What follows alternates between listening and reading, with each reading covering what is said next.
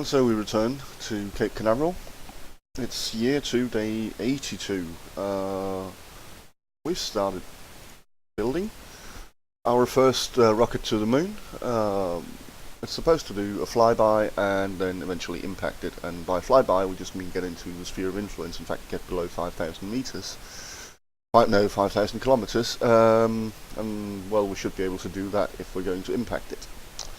It took an awful lot of time designing it, or well, even more time doing the flight profile for the launch, due to it being a bit weird. But it's all sorted. We got the flight profile set, and we're ready to build. And we started building it. Basic avionics are going to unlock in just over 42 days, which means before this is being built. So right off the bat, we're going to walk to the completion of basic avionics. And as soon as that's done, we're going to start building Mani 2, which will be hopefully a rocket that will go into orbit around the moon. We'll have to see. I mean, we have the lower stage. We'll have the lower stage and the upper stage. The Borr A3 and the Alpha 1.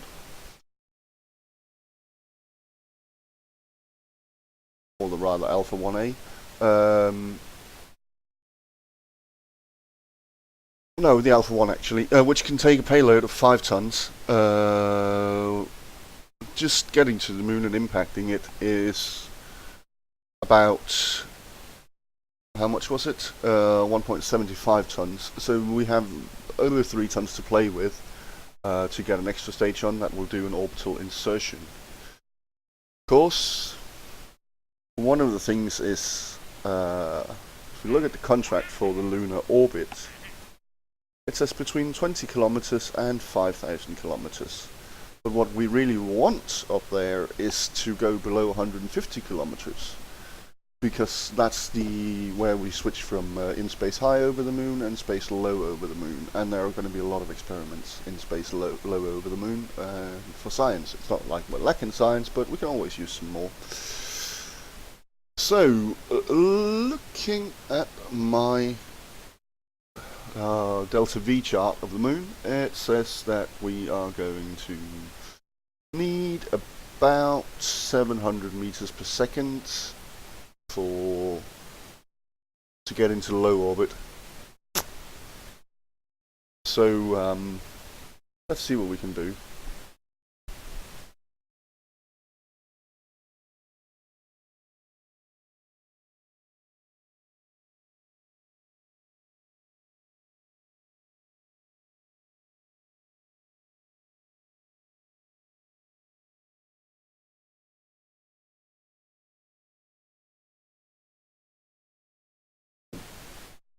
What we're going to do is we're going to take our Mani 1 and then just change around a bit to make an extra stage on it. One of the things we're going to need an awful lot of is battery. Loads of battery, because we're going to be carrying this Able Avionics package, because that's what we'll need. We need some attitude control, of course, to turn us around and us to point in the right direction when we get to the moon. So we'll need this, and there isn't much to say about it. We just need that electric charge. Okay, straight off the bat, let's get rid of the fairings. Ditch them and ditch this entire launch vehicle, because we don't need it. Okay, so what we have here, as we can see, if we pretend that this is what we're going to go to the moon with, we have far too much delta V, but we have far too little battery time. So, if we remove all these tanks, let's see how much battery do we have. We have 7,350, which will last us half a day. Of course, we've got new avionics units, but I don't think that they'll be any better. No. We also need to buy these.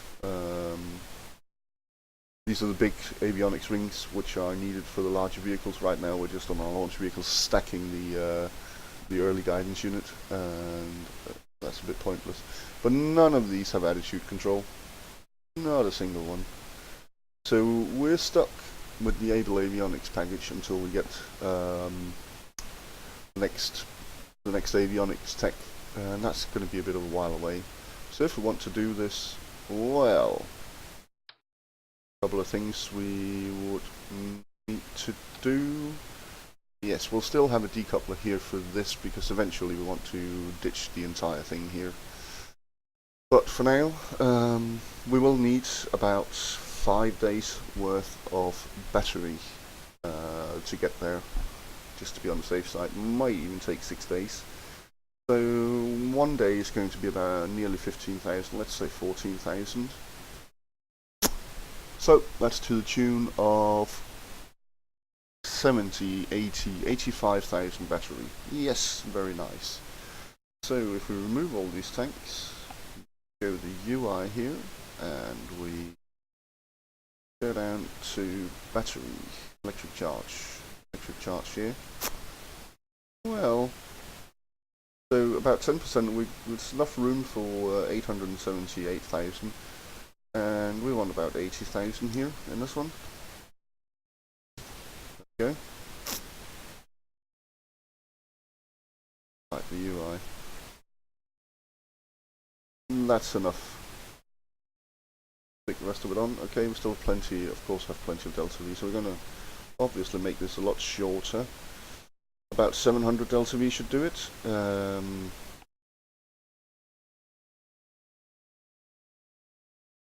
this is where we're thinking.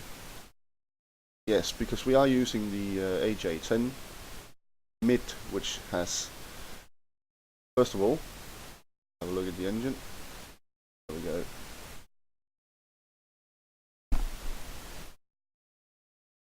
No, this is not where I wanted to look at it, sorry. This is where I wanted to look at it. It has infinite ignitions, which is going to be good for adjusting our orbit to get down to the right spot, because, well, it has so much thrust to weight ratio, so it's going to be difficult to adjust it properly, and we need to get it down roughly where we can do the last of the burn with our RCS ports.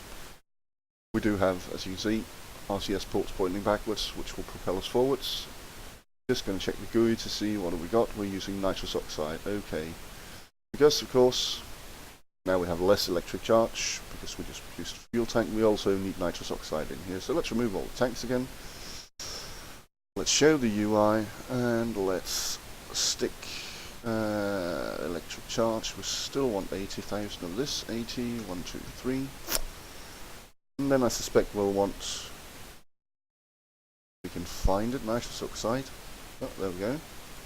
How much can we fit? 20,000. I want more. I do want more. So let's just bump this tank up here. 1 meters. Let's remove all of this and let's re-add just 80 of it. 3. Let's stick in some nitrous oxide. It has some terrible ISP. I do want a lot of it though. I want 30,000. It's probably overkill, but I don't want to run out of nitrous oxide. And then we'll just fill it up with. And yes, it's close. 700 meters per second. We might want just a wee bit more, so let's just bump it up a bit. And then let's adjust. 1.4 meters. Okay, let's remove all the tanks again and adjust it to carry nitrous oxide 30,000. It's a shame you can't lock these when you scale the tanks, but that's not possible. It will scale linearly for everything. And again we want 80, 1, 2, 3. And then we want to fill it. And now we have, okay, so now it's too much. Well, brilliant. Okay, let's try 1.2 and let's try remove. This is a bit of, yeah, it's just messing about with it basically. 80 electric charge.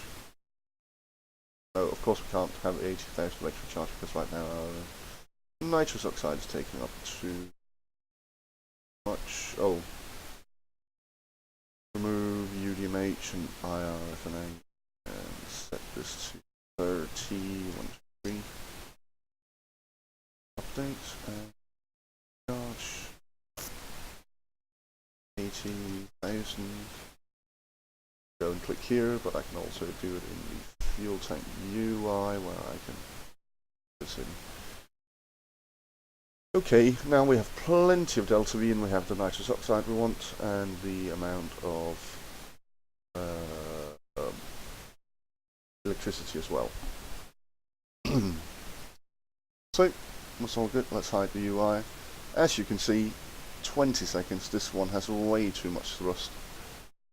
But I still want it. I could go and use, let's say, an XASR1, and it would in many respects be smarter to do so. But, of course, there are a few issues with that. It doesn't have infinite ignitions, it has only one.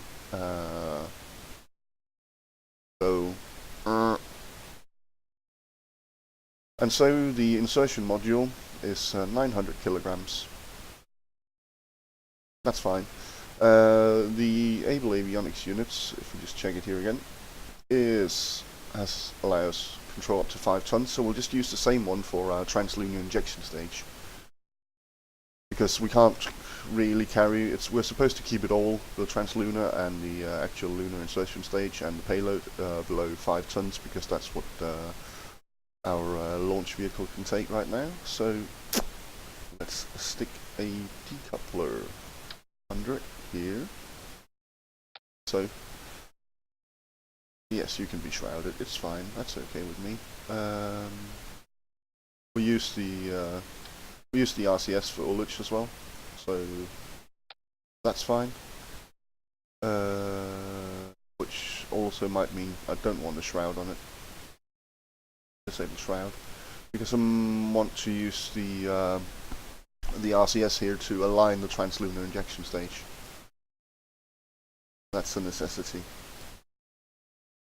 If we grab a procedural fuel tank, like so. Let's make it lovely gold foil. And let's make sure that it's highly pressurized. It is not.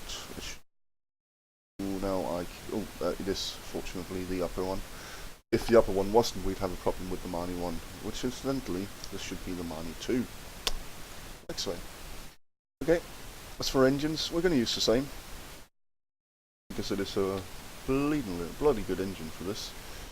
And we're going to go full on here, and again we'll need 3300 delta V. Okay, so how much is that going to weigh?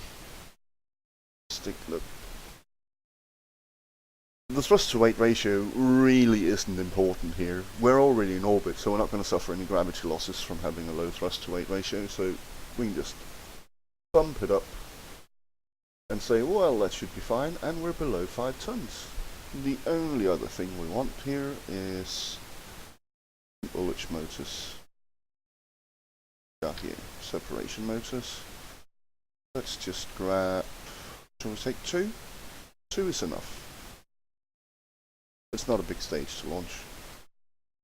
We're just gonna get them down a bit to 30%, so we've got 3 seconds burn time, which got a bit of reaction time to light the engine here.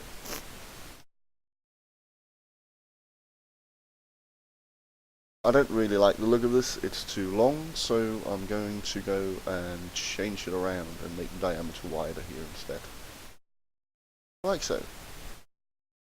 Instantly, why don't we change it as well to a fillet cylinder? Yes, bigger diameter. Plenty here. Fillet, more fillet, like so.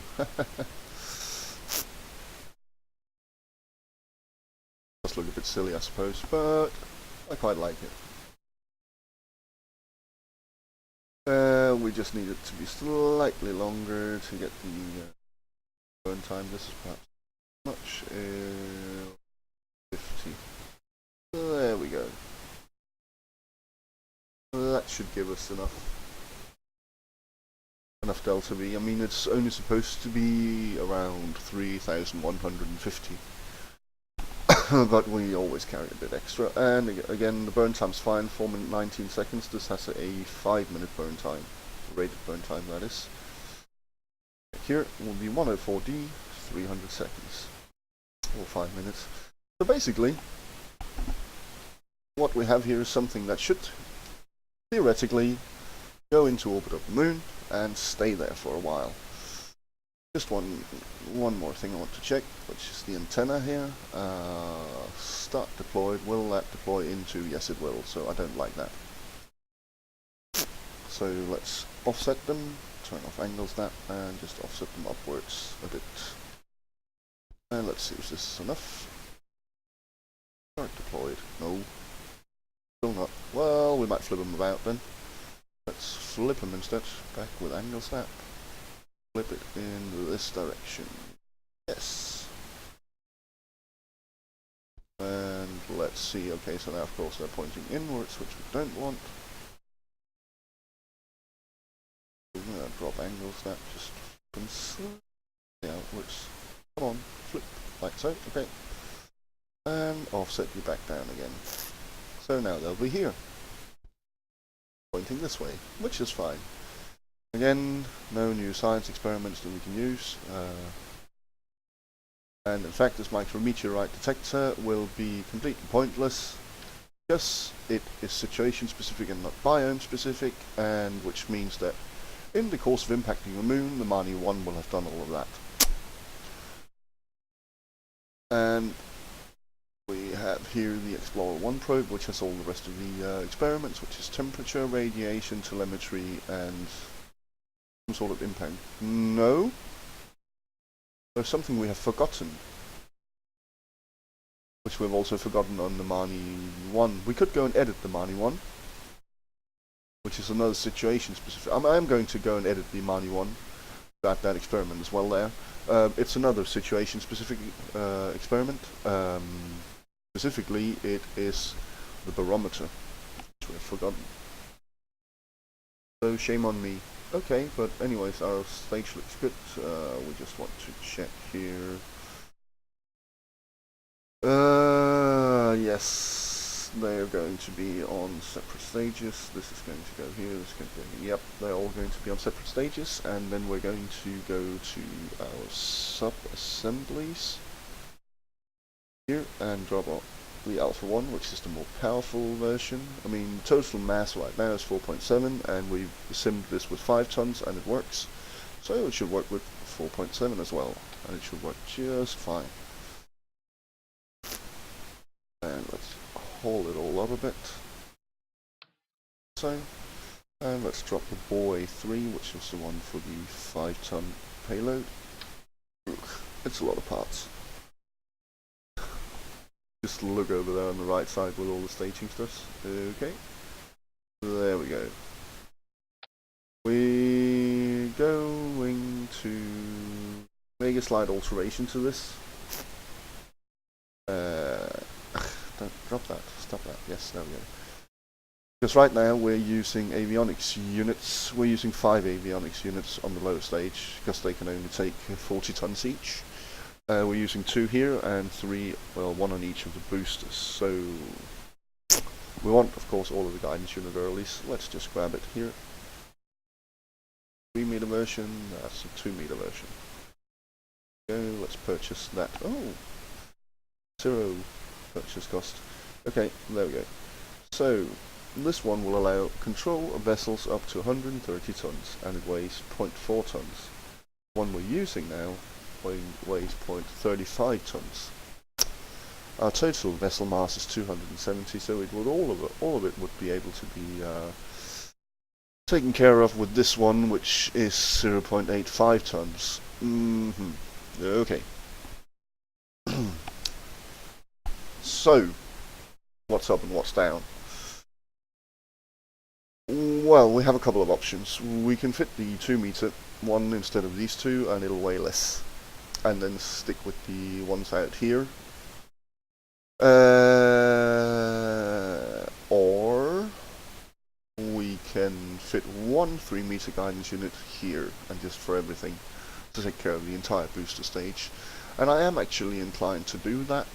The reason being is that the core stage doesn't really burn for that much longer than the lower stage. So the core stage will have to haul around, it's currently hauling around 700 tons, and then it would have to haul around 850 tons, so it's not much more. So we'd have slightly less thrust once the boosters separate, but we'd have more before that. Because, of course, right now it's logging around 1750 tons, which will then go down to 850, less than half. Trying to decide. But then again, we already simmed it pretty well with this, so let's actually go with what we know. Go with the safe approach. The safe approach would, of course, be to stick with the guidance units we already have. That would be the ultimate safe approach, but in this case I consider this to be, they say, safe enough. The upper stage is still using the 1 meter, and that's fine. If we go and remove this, we can see the upper stage weighs 45 tons, but of course it has both an avionics package for 5 tons and the early 1 meter for 45, for a total of 50 tons. So with full control all the way, and let's offset this one, change the camera angle a bit, offset like so. Let's lower the lot just a bit here. And then let's sort the staging. Yes? Okay. First of all, launch clamp should be going here. Okay, so we have the 5 engines launching right off the bat. It's good.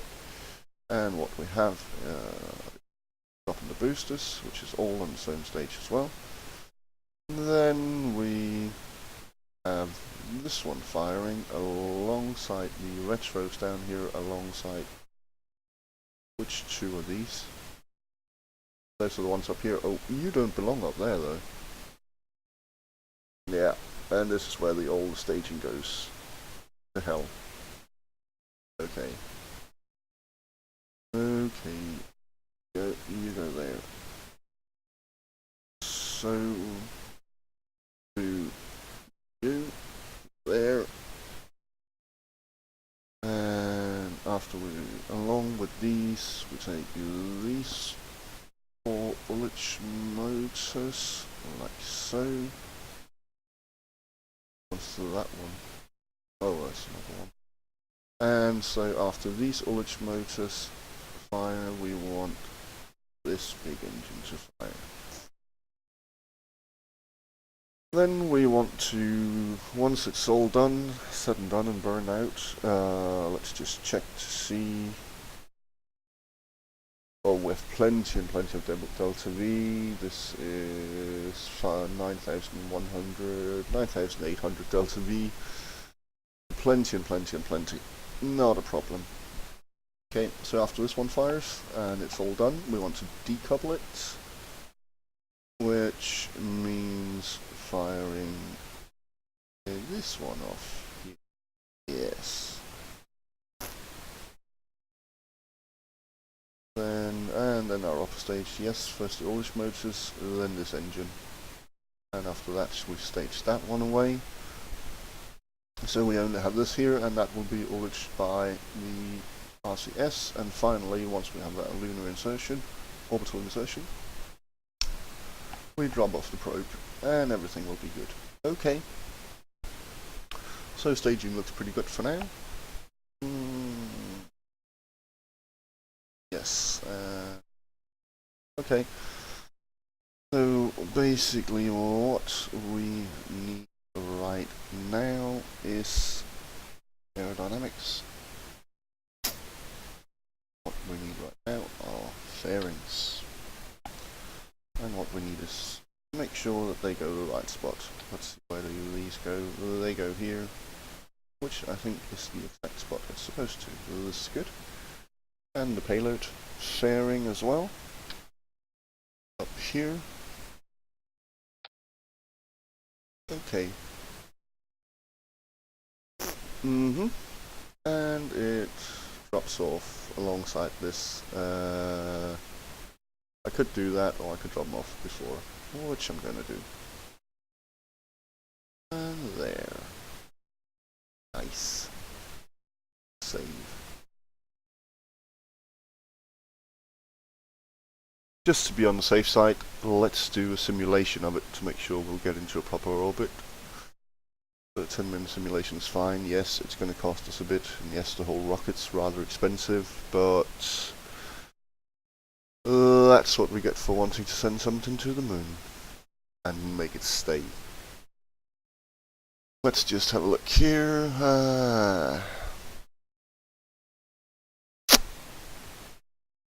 So it says I should go for the standard 160 kilometer flight profile with a 40% shape.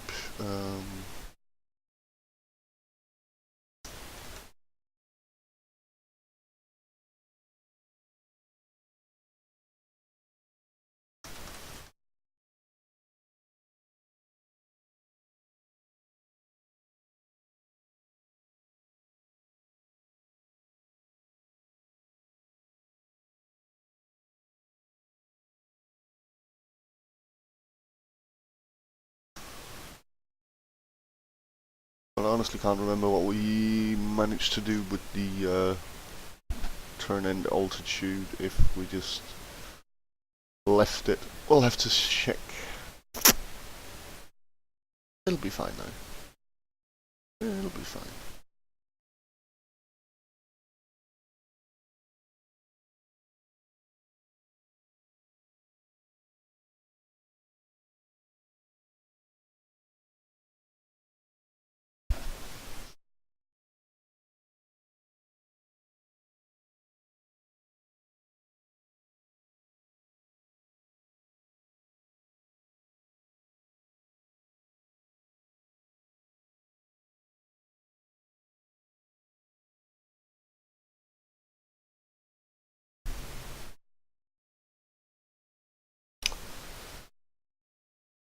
Sim's taking some while to load. Yeah.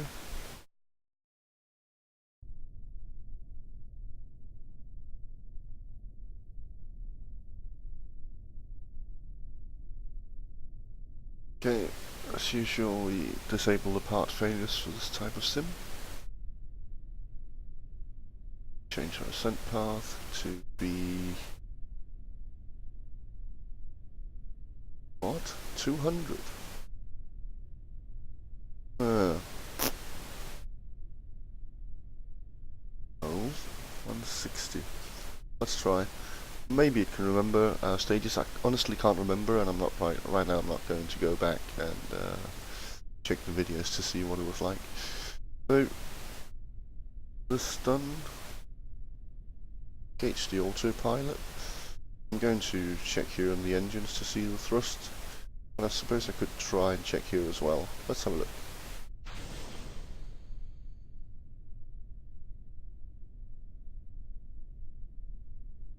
Climbing.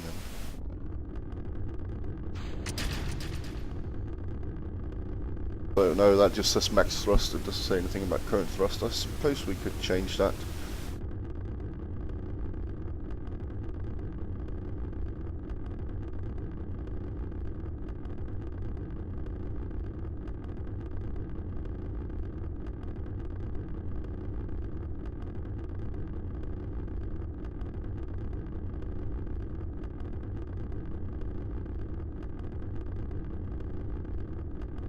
So now it's just about sitting back and waiting.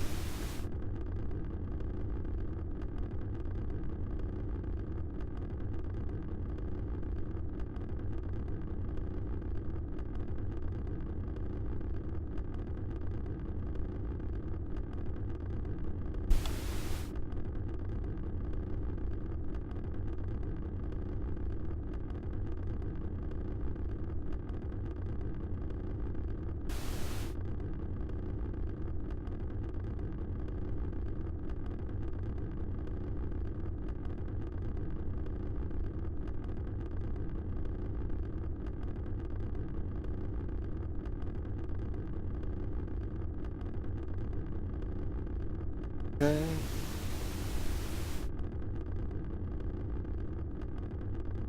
Nice gravity turn. Nothing major to see here.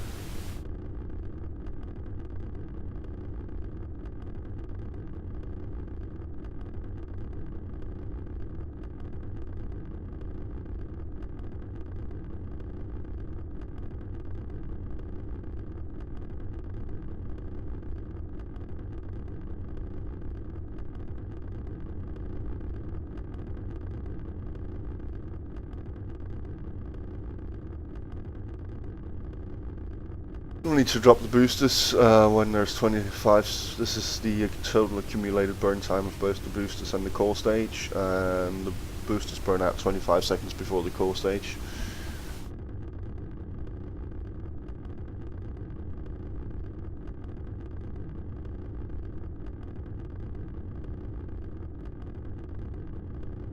It's actually quite interesting to see about this. See the AJ10-104D, we haven't actually used it yet, but it's still got data unit, which is from launching the Phantom 1 and Phantom 2, where it inherits some of the data units from the AJ10-37 that we used there. Interestingly, that's the LR79 getting data units now, which of course they aren't, because this is just a sim and it will be eventually discarded.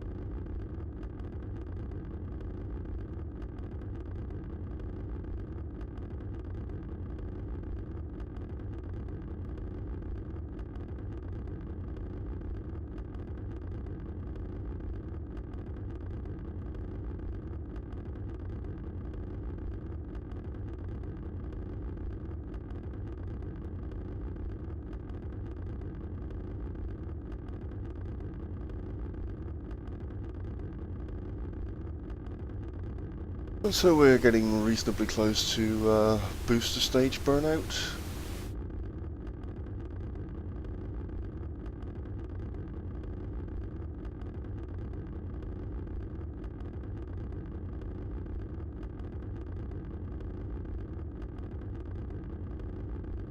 Five seconds.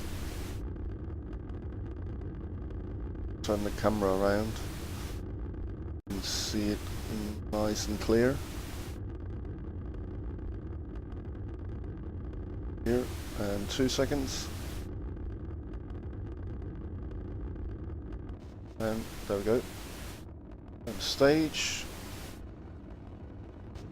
And we see lovely separation as they fall away.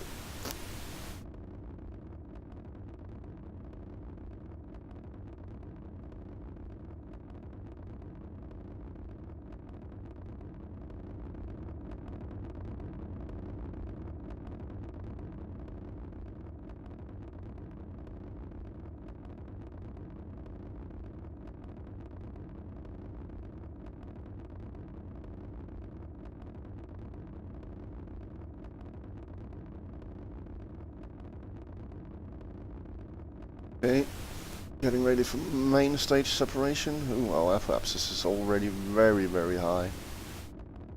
This should be interesting.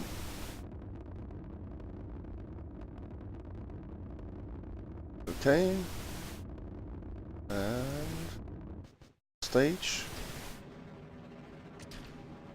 And fire the engine. There we go. And there it goes.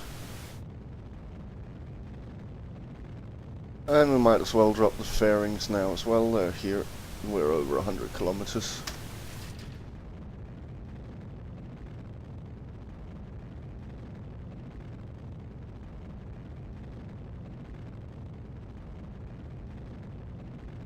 So 5-minute burn. Our time to perhaps is 2.5, but slowly going down. We'll see how it goes. Apoapsis is rising and rising and rising. Look at our orbital speed, it's 3,300, and we got plenty left, so we got more than enough. I reckon we probably have 400, 500 too much. But we'll have to see.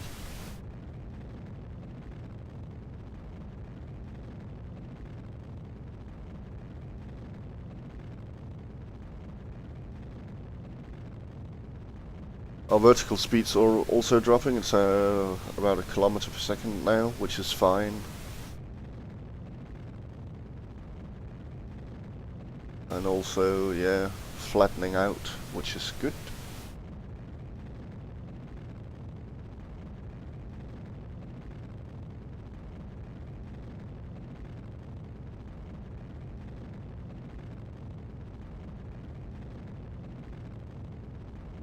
No need to get too high with this. A nice 200 by 200 kilometer orbit would be perfect. I don't think we'll get it quite that well. We don't want it too eccentric either. That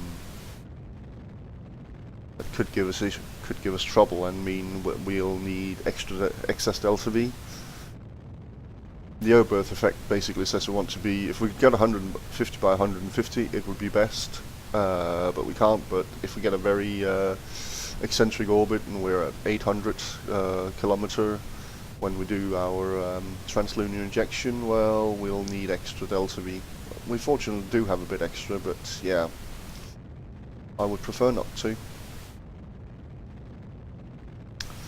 So the question is,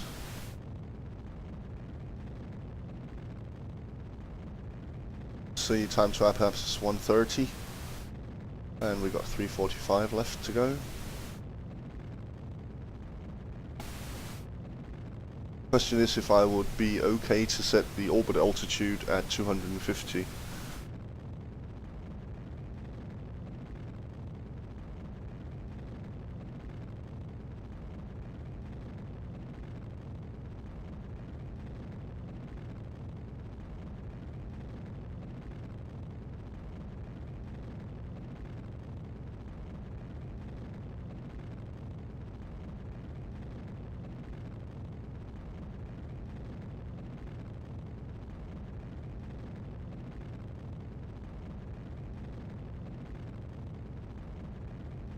Okay. 1 minute to apoapsis, 3-minute burn time left. It's dropping rather rapidly now, but that's because we are on the horizon. And we don't mind circularizing after apoapsis, that's okay. We just don't want to drop too far. Maybe that was why I said that we had a turn end of 200, because we just took too long time to do it, which is the complete opposite of the Mani 1 with the Borr A1 Alpha 1A stage, which was circularizing too fast. We'll have to see. I could be slightly concerned.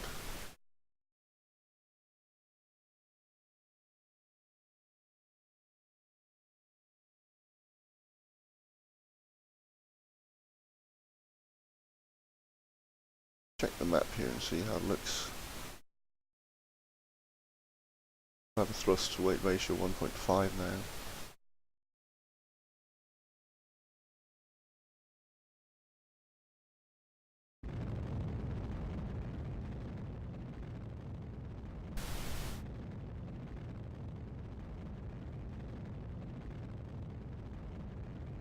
Getting very close to passing apoapsis while still having over 2 minutes of burn time left. Well,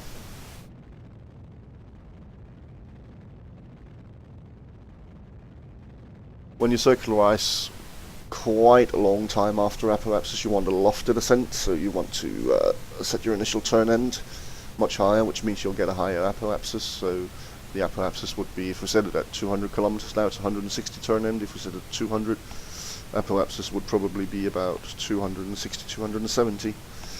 And I can't remember what we did when we tested the launch vehicle originally. But there does seem to be good reason why we set it at 200, and maybe that's why McJeb could remember that.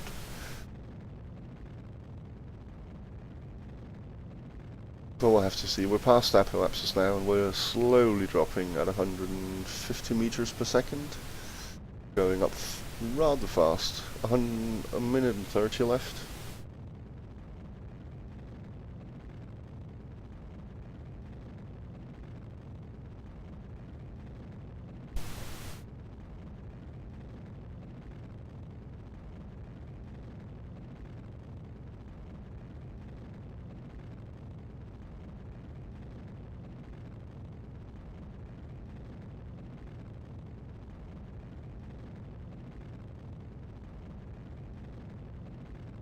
Dropping 250 meters per second.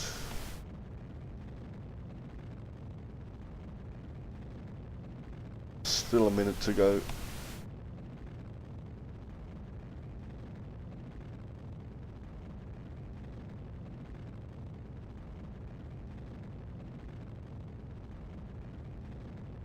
So 1 kilometer takes about 3 seconds, and so that'll be 15 kilometers we're dropping roughly, so 185, but the question is, where's our periapsis going to be? Because if that's going to be at a too low spot, we'll be having trouble.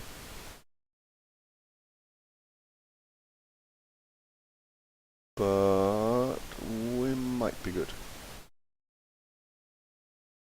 35 seconds left. Gonna hover my finger over the engine shutdown button because I don't want to an eccentric orbit, and I want to see. We're going to pay close attention to the apoapsis before we circularize. As I said, I suspected we might have 500 meters too much, so it should be pretty soon that we're circularizing. Let's see how fast does this go up. Goes up to 300.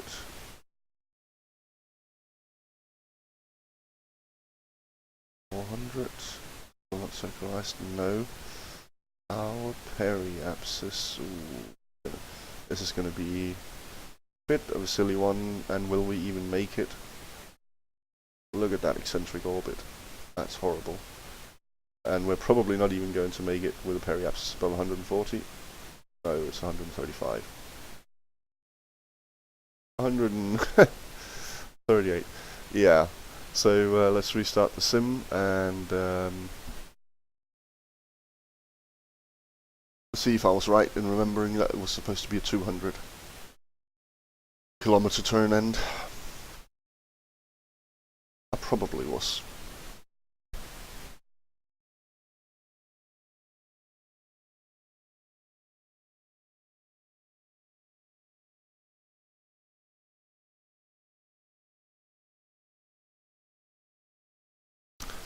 So McJeb probably has a better memory than me, which is hardly surprising.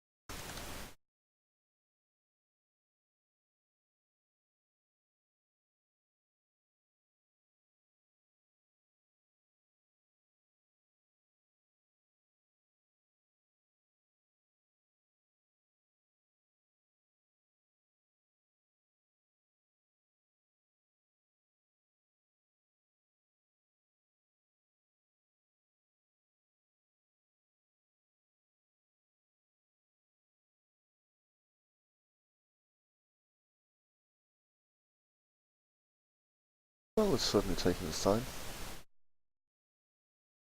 Okay. Wakey wakey, rise and shine. There we go.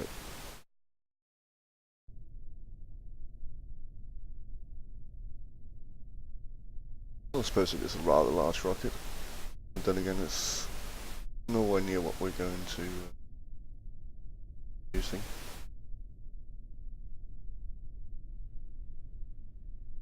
200. Yep. Okay, just a moment. Okay, let's launch it. Grab an engine. Right click, there we go. Waiting for thrust to build up.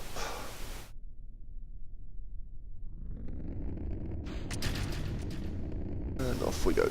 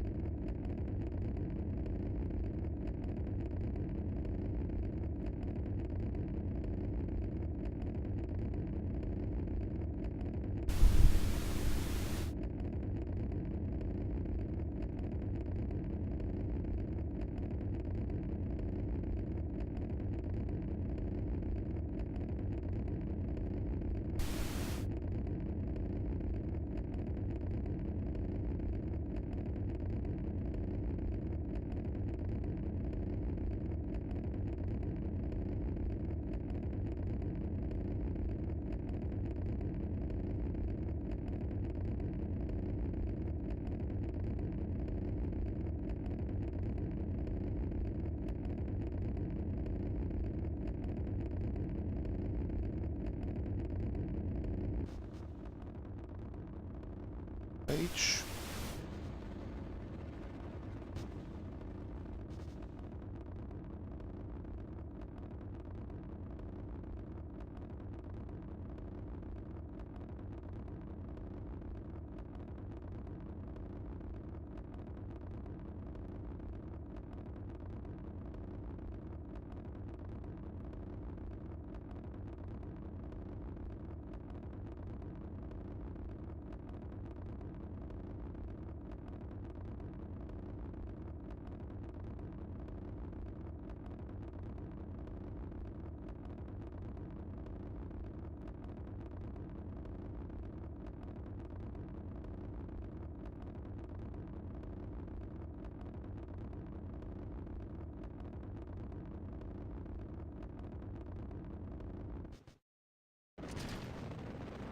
Light the engine, there we go.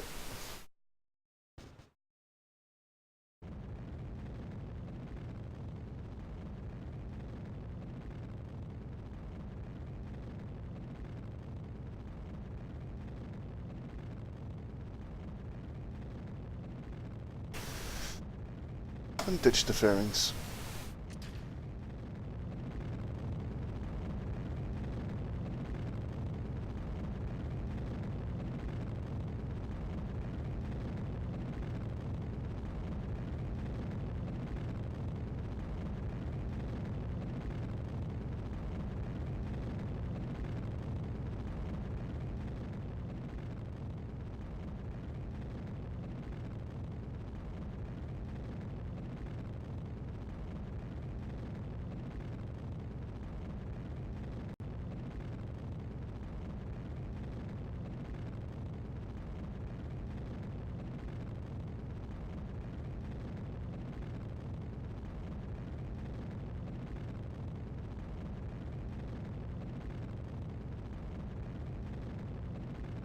And now our apoapsis is a lot higher.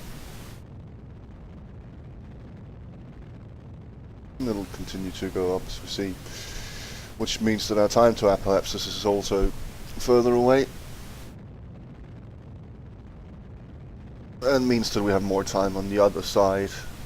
It's not that much, time to apoapsis isn't that much further away, but it just means we basically have enough time on the other side of the apoapsis to so that our periapsis will be above the atmosphere.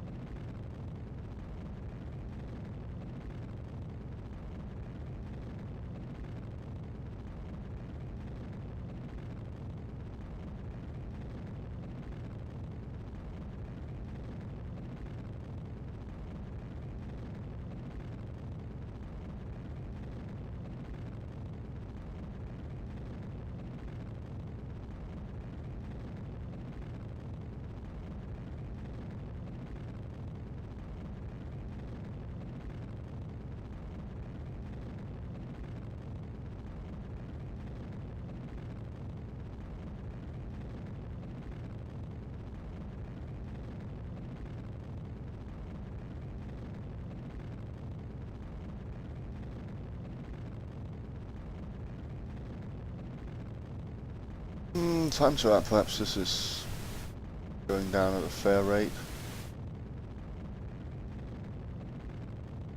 But I'm more comfortable now. Of course, we'd prefer circular in orbit as possible, so we'll be keeping a good eye on the apoapsis here.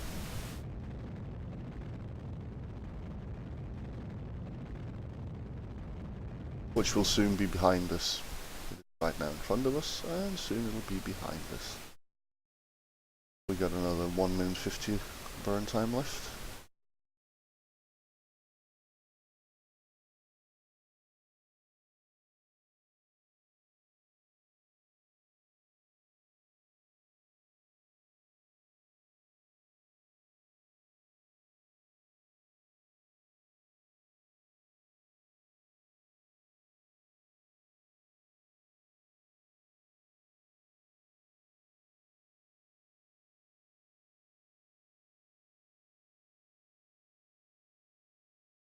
Here we are passing apoapsis roughly now with 125 left. You can see apoapsis is probably slowly dropping. Well, actually it's stable right now. And actually it's going up.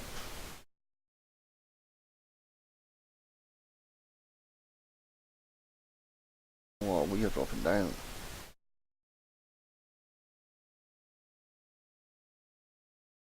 But we want to see just how far it goes up.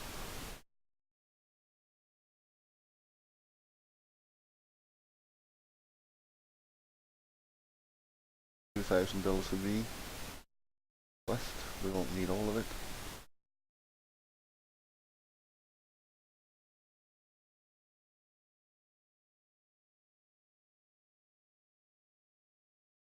We want to see how high our apoapsis go up before our periapsis reach space 140 kilometers.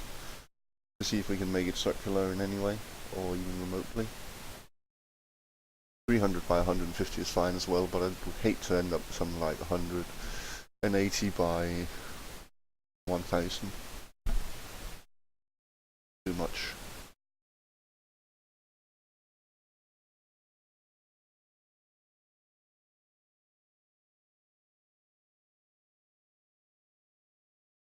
The apoapsis still behind us.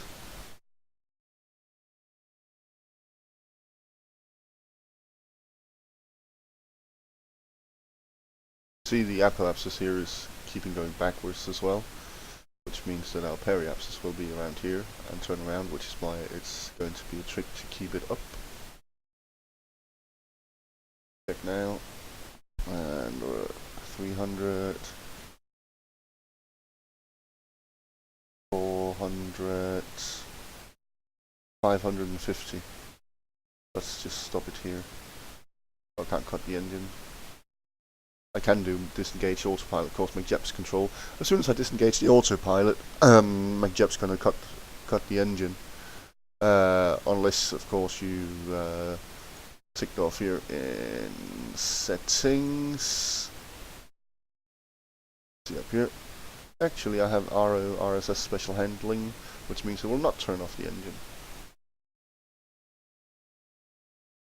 But I don't want that right now, actually. But no, so our orbit is 2,000 kilometers by 230. And let's just pretend that we were going to the moon. We'd be doing it somewhere over, I don't know, maybe over here, over the Indian Ocean or Australia, somewhere to the like of that. When we'll be launching at a time when the KSC is right under the orbit of the moon, so it's roughly the same inclination. I think the moon will be has an inclination of about 32 degrees, and we have one of 28.5. You see here 28.3 is the current one. But yeah, so this will get to orbit. I don't like the idea of it quite as much, but we can get to can put the apoapsis at 600 kilometers and be on the safe side. It'll be at around 600 by 230, and that's a good one. So I'm just gonna type that into my notes. 600 kilometer altitude. Okay, let's revert to the editor and build it. And yes, back to the editor. And of course, we still have Mani 1, which we need to edit and fit in the barometer. This is Mani 2. It's on a Borr Alpha 1 launch vehicle. And the mission description is lunar orbit with periapsis. Oh, okay.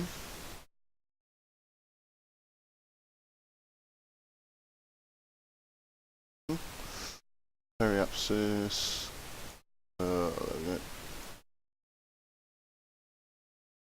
Less than 150 kilometers. Bookkeeping, it's good for your soul. Okay, let's build it. It is rather expensive at 10,000, but that's just the way of things. So there we go. And see how we can. Yeah, we can click exit. It has quite a few stages.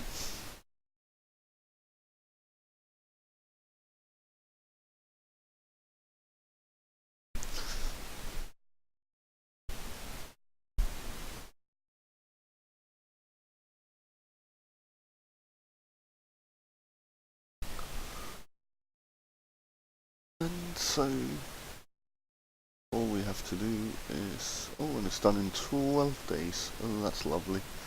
116 days. It's some way away. Oh no, that was not. Oh, we do have available upgrades. That's lovely. But that's not what I wanted to check. I just want to see here. Yeah, next one up is basic construction. Where do I want to sink in these upgrades? Of course, we had a couple of tech advances. Where do I want to sink them in? Into the VAB, make it a bit faster. Might even buy a bit. Let's go. No, first things first. We're supposed to edit this and add the barometer. Then we'll go and study tech and see what we got next time, and try and do a small budget of how much we need to pay for unlocking various parts.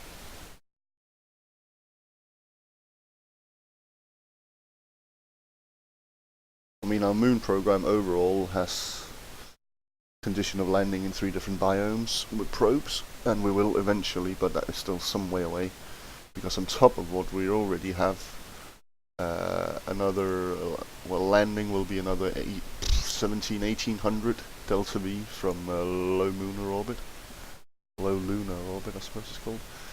Okay, Mani 1, let us have a look at you. Let us remove bearings. Let us zoom in on the probe body up here. See that we have a micrometeorite detector there. Let us see that we have, very shortly, a press map barometer on the other side. No, not symmetry, angle snap is what I want. Placed roughly there. Which should be fine. Guess we can place a little bit further up.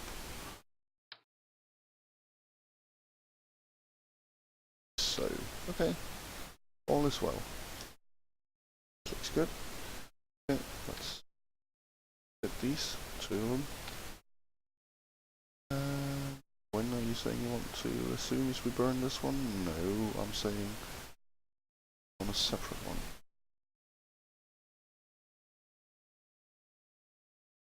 You can see it just takes a bit longer.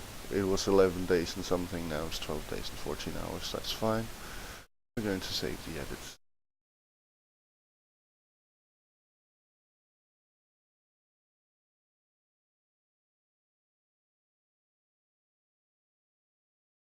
And then we're going to do a little science audit to see what's up and what's down.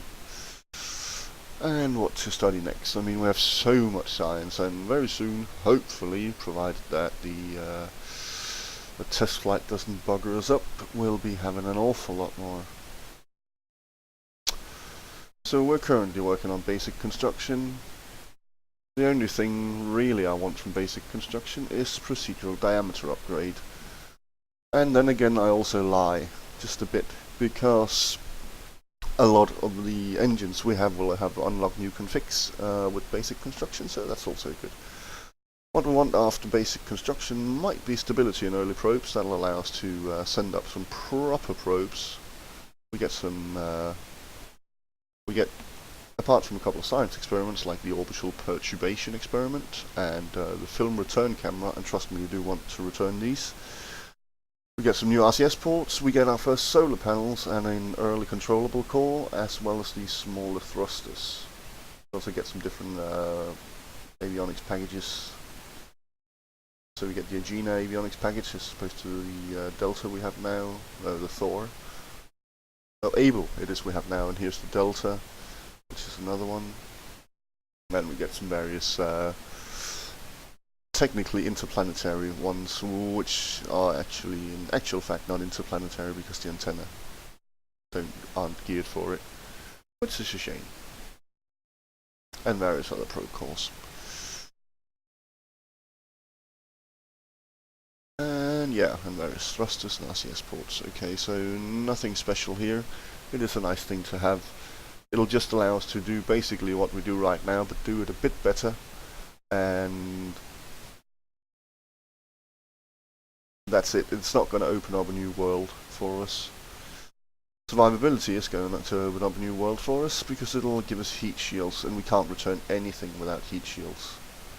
So this film return camera, where we want to return the film, well, we'll want heat shields for that. So that's one option. Another option is basic solids, which of course give us solids, but we don't need them right now. Improved instrumentation is a whopper. It requires stability in early probes, but it gives us new solar panels. Lovely. And these are, interestingly, things we already have roughly, except for of course the Ranger core here. Now what I'm looking for right now is antenna. Oh, and here's an orbital telescope and a magnetometer boom. Ah, right. So what we have here is the antenna we want to use when we want to go to Mars and Venus. Very good, very good. Okay, and that requires stability in early probes. So we might want to skip survivability for now. And oh, this one is rather long to research, isn't it? Does take a while. Those basic capsules for when we want manned flight. Requires both survivability and stability early probes and basic construction. Yes, and should we want high-speed flight, we'll still want all of it as well. Yes, yes, yes. It's just a matter of which. I suppose, though,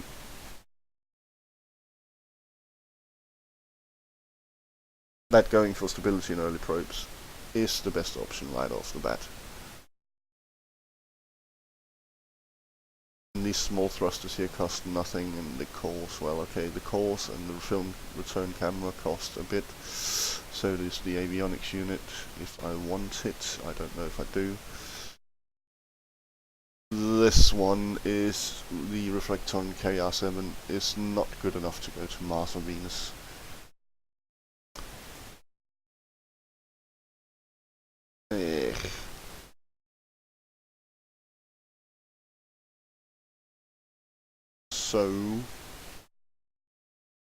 So So after that, will it then be improved instrumentation? No, one thing at a time. One thing at a time. Let's have a look. We have 172,000 right now. With a bit of luck, we will get these two completed. And that's another 150,000, which is good. And this one, not yet. But we all knew that. And of course, we'll also hopefully get the lunar orbit. Which is a full 200,000 all in all. So 150 and 200,000 on top of this will, well, it's going to give us 500,000. I think we're going to go and spend a bit on upgrades. We do have 3 available upgrades. Oh, that's probably, we probably get the upgrade actually when we choose to research the next tech. That's quite interesting. Well, I do want slightly faster build, so I'm going to stick in these 3 here, and then I'm going to go and I'm going to buy another, how many? 6? 7. Let's say 7. Another 7, stick them into R&D. There we go. Let's have a look at what things say now. Okay. Oh, it says, of course, the money one is reduced a bit. Drop down after we edit it, so we up the priority again. And we see that in 11 days, and plus it'll probably take a bit of time to roll out, so year 2, day 137 roughly. And then 103 days, so that's day 240-ish, plus a bit. Year 2, day 241, let's say that. Because we have a full year to do after we accept the contract, but I mean, with 100 days, it'll take forever to build these rockets. They are really, really costly to build.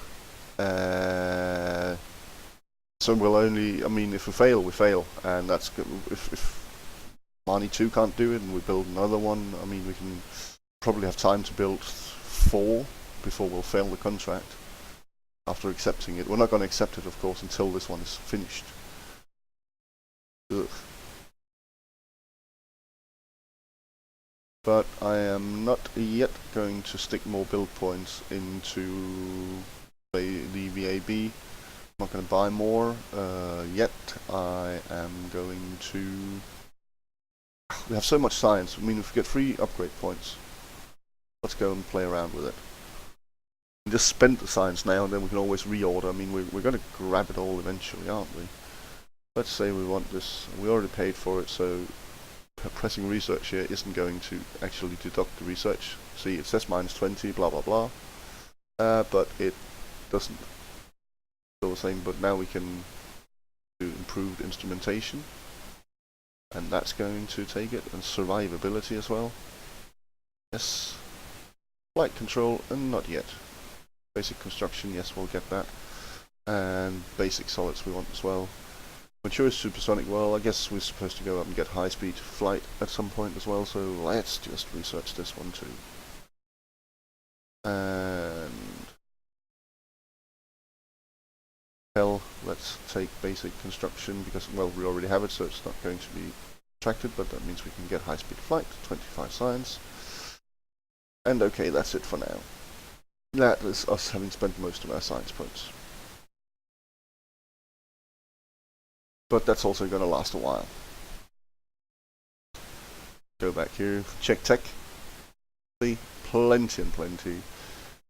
That's the first half year done, and then ooh, and it just goes up and up and up. But now we have upgrade points, and we're going to spend them all here. And then we're going to recheck to see how much that changes things. Oh, that changes things around, lovely. And that's just 9 days, so we say it's probably day 135 now. And, well, that means this 86 plus rollout 87 days is,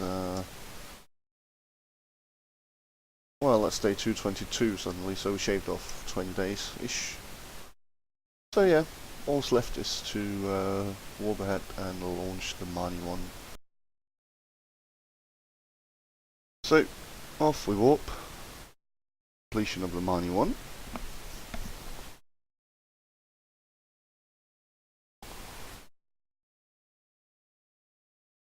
It is quite interesting. I mean, we're still pretty early in year 2, but well, for the past 100 days we haven't really done anything, and we're doing very little now because it takes so long to build the rockets after we stopped building sounding rockets.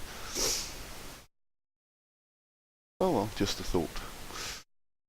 Let's roll it out. We're not going to launch it straight away once it's rolled out, because this is of course going to the moon, so we need an actual inclination to do it, to align. So what we do is we leave it on the launch pad for now. And since we're here with it, it's okay, it shouldn't, because it's not actually spawned in the world. I mean, it's only, if it was spawned in the world, we'd be able to see it and go to it here, and if it was, it would probably be losing electricity and boiling off oxygen, liquid oxygen and whatnot. But it's not spawned in the world yet, because it's still just in KCT. So what we do is we go to the tracking station.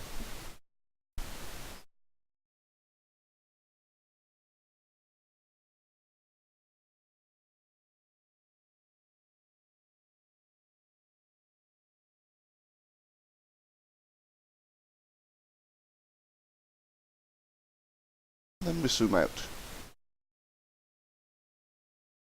Try to figure out where actually we don't zoom out yet, because we're just gonna go and find Cape Canaveral here. And then we see the moon's orbit. And then we check here. So now we're camera's aligned with the moon's orbit, and then we zoom in and check, is that also right on top of Cape Canaveral? Wow, we're lucky! It is! So our orbit is right now inclined exactly where the moon is. We're launching from directly into the plane of the moon. So that's good. We don't actually, so when I said we're not going to launch right away, I was lying.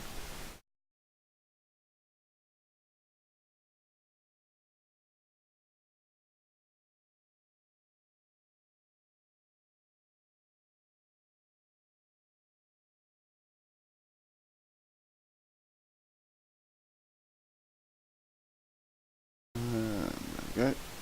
And launch.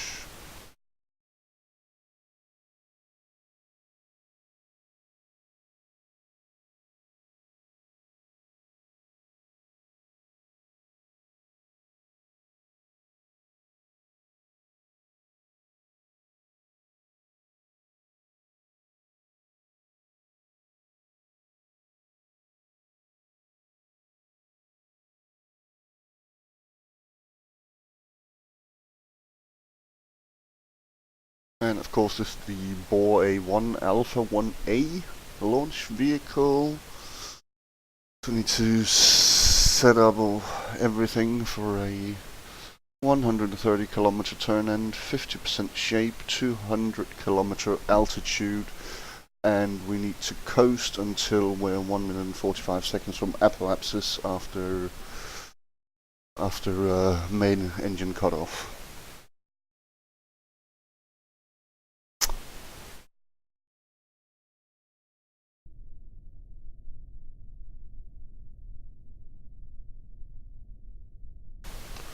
Interestingly, if we're just going to do something which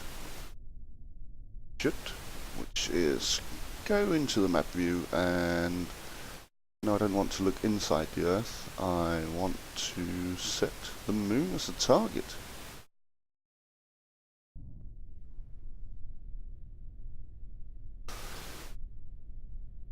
And then what we have here is we can launch to into plane of target or launch to rendezvous. But we don't want to use these. Instead we are going to use the rendezvous planner. As we can see that our relative inclination is 1.2 degrees. we can get it a wee bit further down. I think we can get it to 0.8.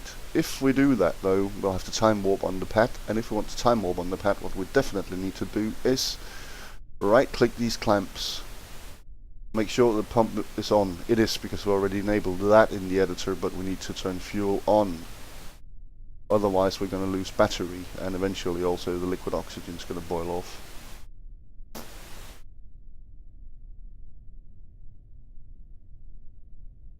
But this rendezvous planner is quite nice. Not only for going to the moon, but also for if you want to intercept a space station or a different satellite you have up there. But see, our relative inclination is actually going up, so let's just go ahead and launch right away. We're just going to check our ascent path and turn it. And altitude, no, it's 130. 50% shape. And the orbit altitude is going to be 200. And that should give us a 200 by 200 kilometer orbit roughly, which means we're going to engage the autopilot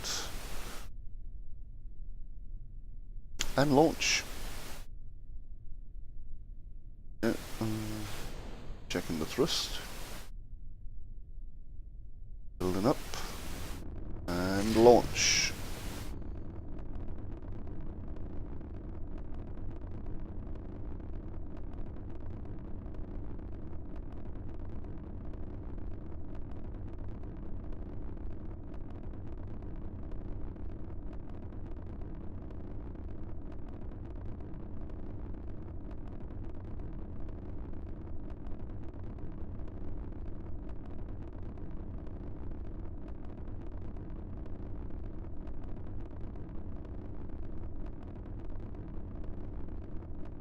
And of course, we're playing this hard mode, there is no reverting or anything, so if I mess up something, we'll have to write it off.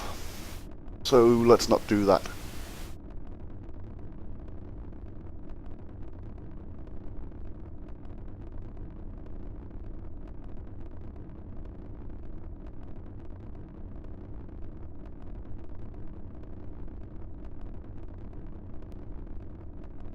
Okay, coming up towards starting the gravity turn. There we go, flipping over.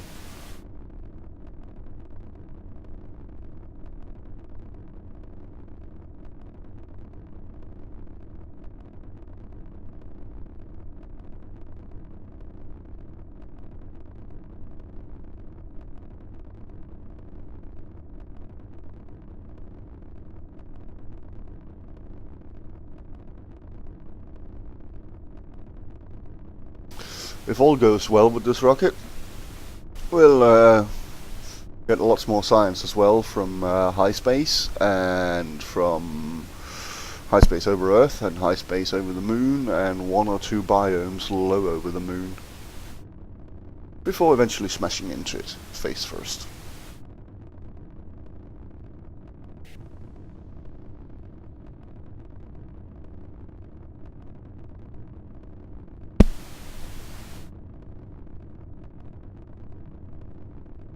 Actually, it might not be face first, but who's counting?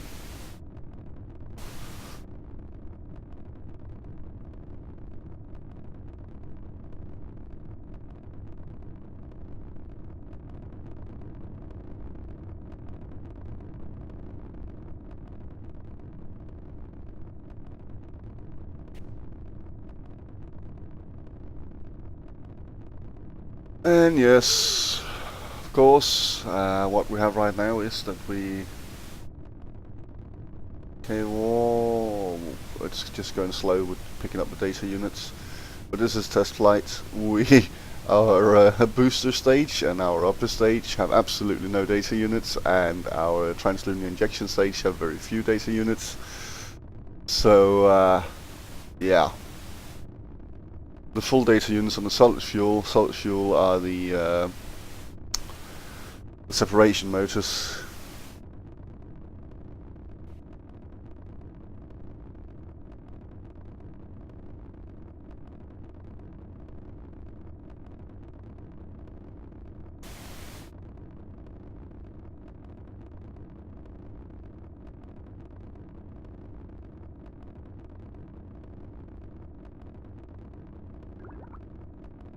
What? I haven't not done an atmospheric pressure scan. What, the barometer? Has that been changed? Or I have not been paying attention. But that's apparently biome specific now, at least in low space. I wonder if it is in high. Okay, so there's a bit more science to be had if we want to. That came as a bit of a surprise. Question is if we'll make it out over the ocean before getting to 50 kilometers.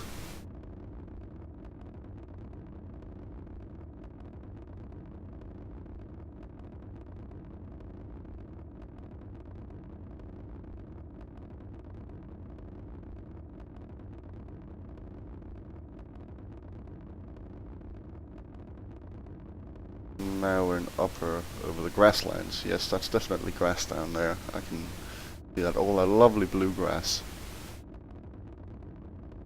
And now it's upper over the water. Well, okay.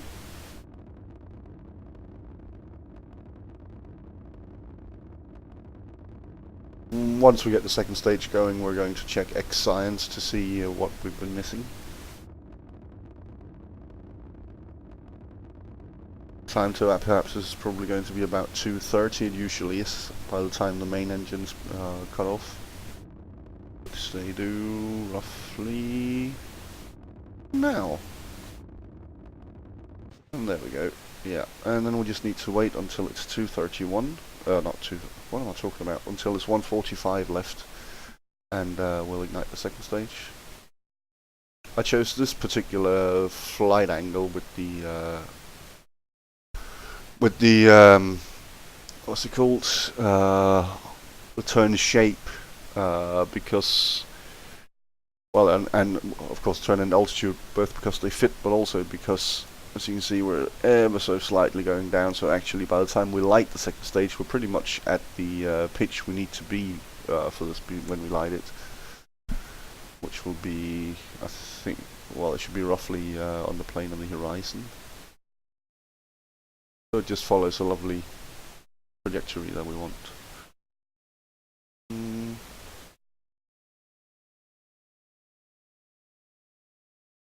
This now down here looks like green water with forests and all.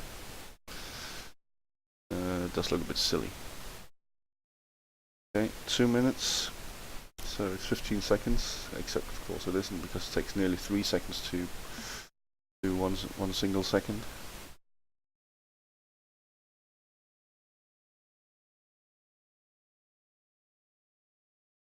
And yes, we are losing to gravity, and yes, that's just the way it is.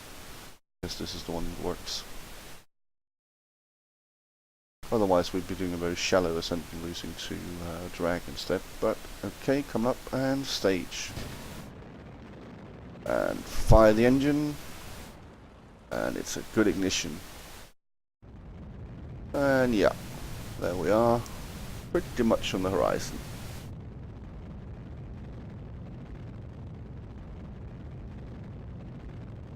And we can ditch the fairings as well. 5 fairings. And as we now coast for a couple of minutes, we can have a look here and see. I think that was called pressure. Yes.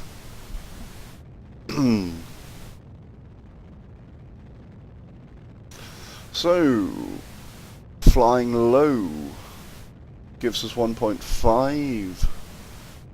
Very interesting. For some reason I completely missed that part. I thought it was situation specific rather than biome specific all the way. But it is not. It is only situation specific in the upper atmosphere, flying high, and in space, low space, and high space.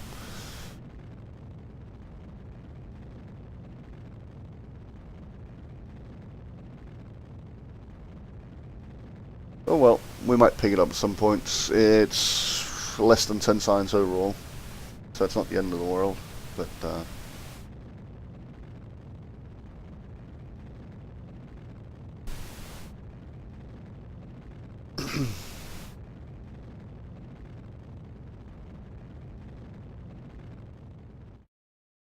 things definitely look interesting from here.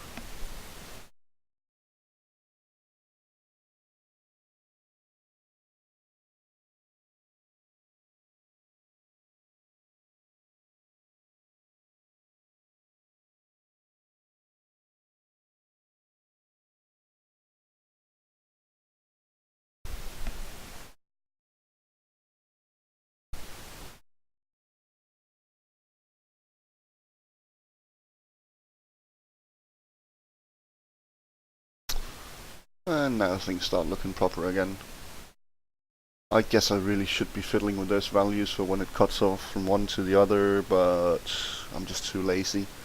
Because every time I change it, I'll have to go and test it, and the nearly 10-minute load time of the game with all these mods is not appealing to me. I mean, I have over 50,000 module manager patches.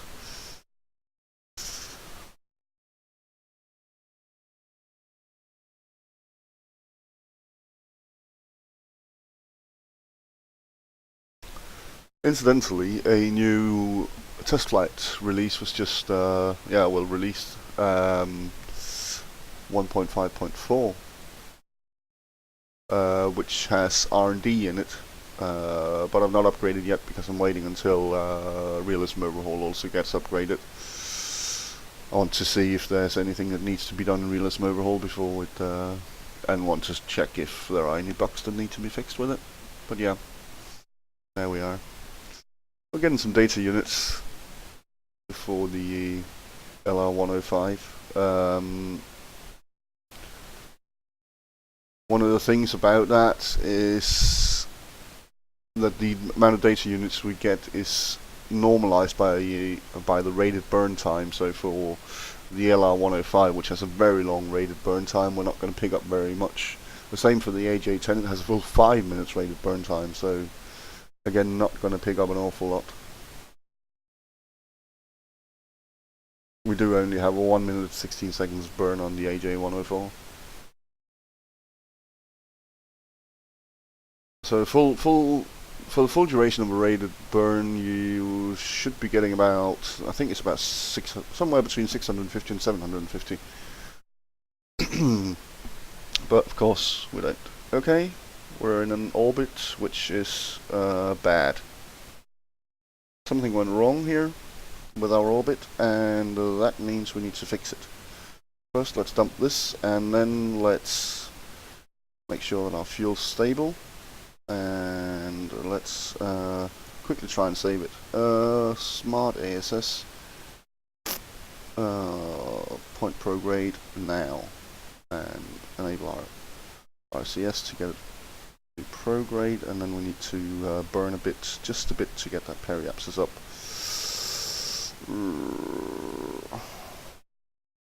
Otherwise we're in trouble. Okay, we're pointing prograde, and let's enable the engine, check the fuel is very stable. We fire it just a bit, and we're above. There we go. We did use a wee bit of fuel here, but not too much, should be fine. And our periapsis is now 166. Okay, so that was a bit. Whew.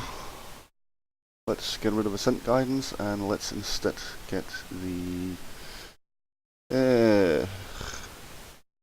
What am I looking at here? Maneuver node editor. No, not the maneuver node editor. I want the. Has this really been this long since I've been using these? The maneuver planner is right below it. Okay, we want to do a home and transfer to target. We still have the moon as target, so we're going to create a node. Oh, and apparently double-clicking somewhere has removed our target, which is annoying. Okay, set as target. Okay, create the node. Node says 3,122, but that's just going to get us close-ish. I mean, periapsis of 14,000 kilometers. The lunar flyby says less than 5,000, and the impact says 0 and destroyed and everything else. So we're going to find here our maneuver node editor, and we're going to try and see what we can do. to get it. Let's focus the view on the moon, which is down here. Focus view. Also, I just want to see what... Okay, so we have 24 minutes to fiddle with the node, which is good. Okay, so we want this to be an impact. What happens if we fiddle with when it happens? 14.268, 14.251, okay. So I'm incrementing this by 1 second, which is doing a bit and then again not, so backing it. Okay, what if we increase the prograde? That makes things look rather silly. I'm not super good at this. Let's instead fiddle with the normal. That works. Does that do anything? 14.1. If we set it to 150. 14.1, just sort of differently. Okay, so let's not do that. Let's try messing with the radial and 10. Or we'll have to do a course correction later, but I don't want to do that if I can get away with it. Well, I'd have to check at least. If we said we wanted to do, because that's very bad news, because we don't want to carry, we don't have the battery. We only have 13 hours of battery, and we don't want to carry this. The reason for the excessive battery use is our guidance units, and we want to dump it, which is why we want to do our entire burn here. Okay, what if we set like so? That just means we get a little whoop around the moon.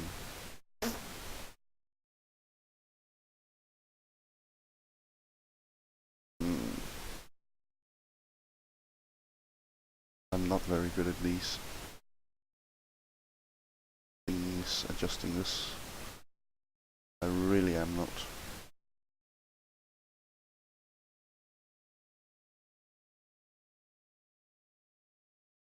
Okay. So all this does is wobble it that way. What if we set normal was 100? No, not 100. That's too much perhaps. 101. What does that do? Absolutely nothing. So, and we can't adjust the radial. Okay. So we need to, let's use 10 seconds, drag it a bit around, see what this does. Just moves it the wrong way, drag it the other way. Get something which isn't much better. I'm not very good at this.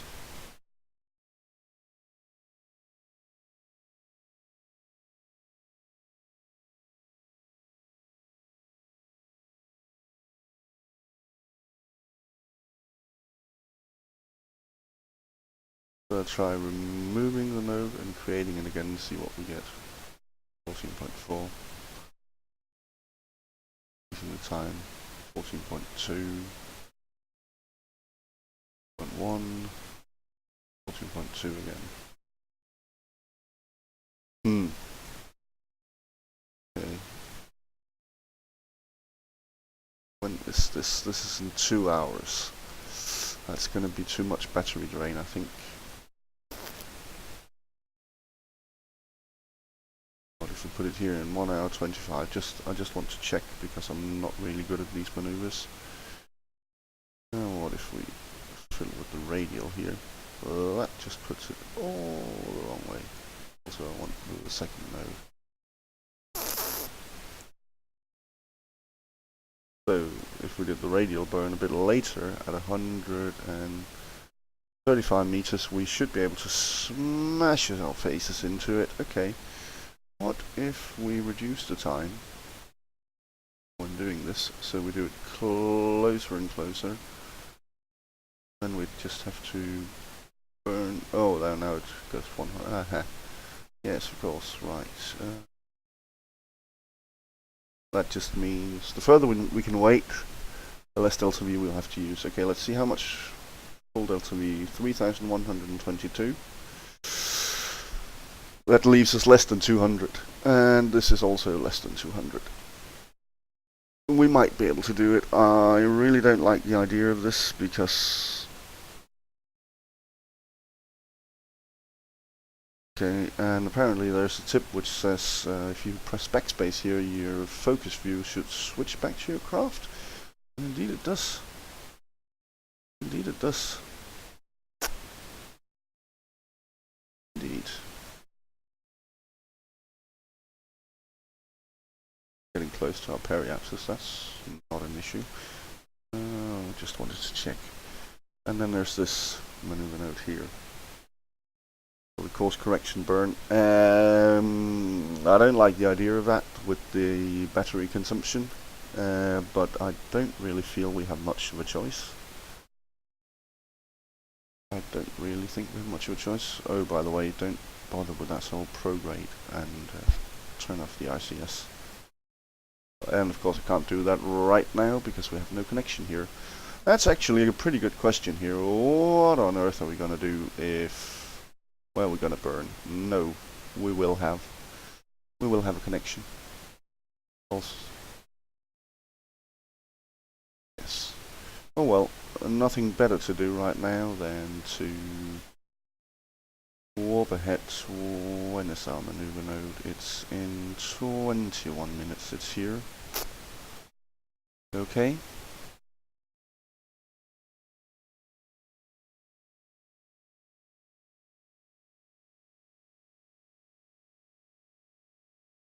Also, the trick is when I want to turn on the engine, two things. First of all, I will need to use RCS to stabilize the fuel. Second of all, don't stage, because then we just drop the engine. We're supposed to just throttle instead, which is quite unusual for me in realism overhaul. Okay, so off we go to mode. Okay, I am concerned with the battery. It does concern me a great deal, in fact. Now we just need to get within the coverage of this one, and then we need to turn it towards the node and burn. Fortunately, we're rather close to the vector and we're not wobbling as it seems. No. Okay, let's just do a bit of time warping ahead.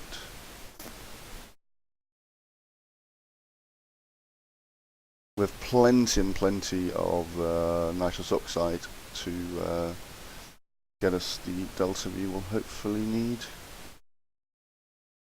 Okay, and now we're connected, and it's 40 seconds, so turn to face the node. There we go. And so I'm going to try and aim for a bit less than what is needed, because then we'll sort the rest with RCS, because we've got so much.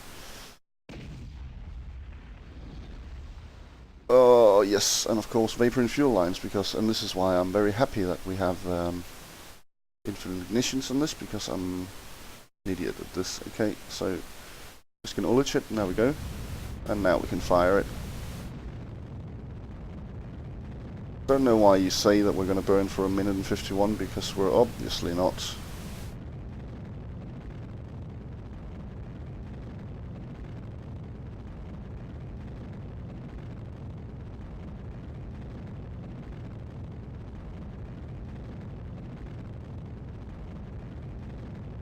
And yes, I am rather nervous. I always am when I'm doing this, because this is hard mode. There are no second chances.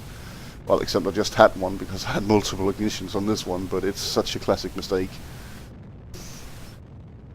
At least we'll get money back from beating the 9, or get some money from reaching the 9,000 meters per second milestone, which, by the way, I want orbital velocity. And there we go. Got it right there. And we should get money back from recovering our stages as well with stage recovery, because we had... at least on the first stage we had some parachutes. And I'm just hovering my finger over the X button to shut down the engine, being nervous as I am.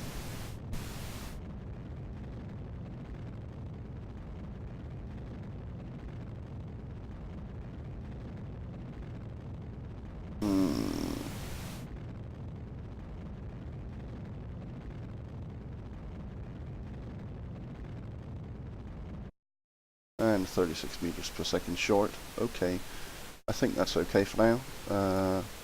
Oh, one thing I need to do, definitely need to do, thank heavens I remembered that.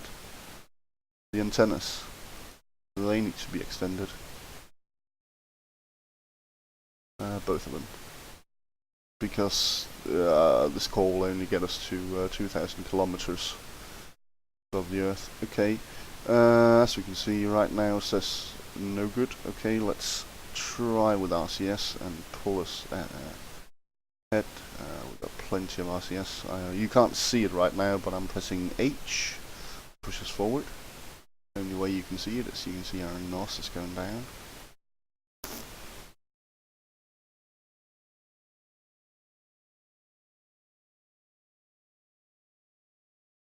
But it really is slow, it's pulling very slowly. I could try with a very quick burn, so I am.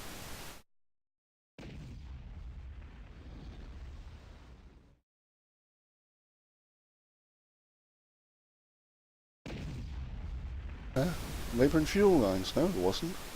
It was stable when I logged. Okay. Well, anyways, let's try with this and see if we can. I don't even know if our maneuver node is right where we think it is, and if that's good enough. That's not good enough right now. Let's try and delete it. And delete, and let's focus the view on the moon. Focus the view there, and let's try and see where we can point that. So that's if we add the maneuver here, prograde, go.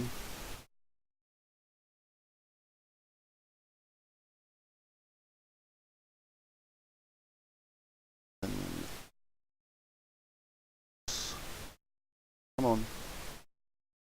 You know you want to.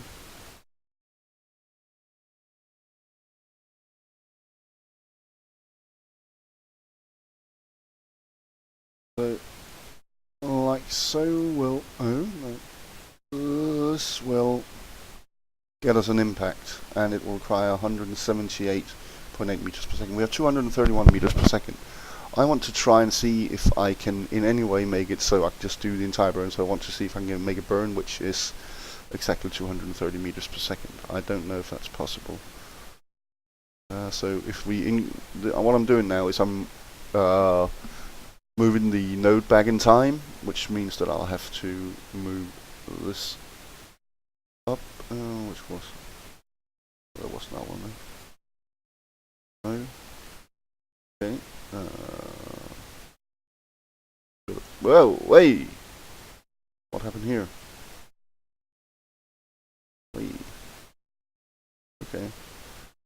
So that just means even less delta V needed. Okay, gonna move it further. Further. I want.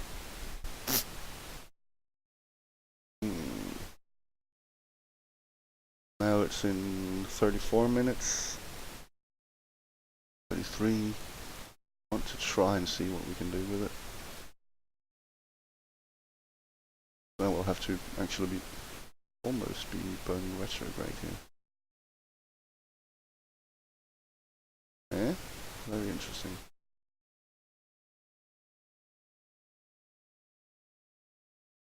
So 100.9 if we do it in 31 minutes. Again, I'm not too keen. I want, if I can get away with it, I want to burn. I would much rather burn more delta V, in fact all of it, because that's basically what I've got. And then I won't have to do fine adjustments. Also, I want it further back in time, so we don't burn all that battery. Okay. And what's this going to do? Oh, wait, that was too much. Dragging her slowly around. Okay, that's only just... There we go. That's 202 in 27 minutes. Okay. A little bit of again. Try and get it down. Let's try 20 minutes, see if it's even possible.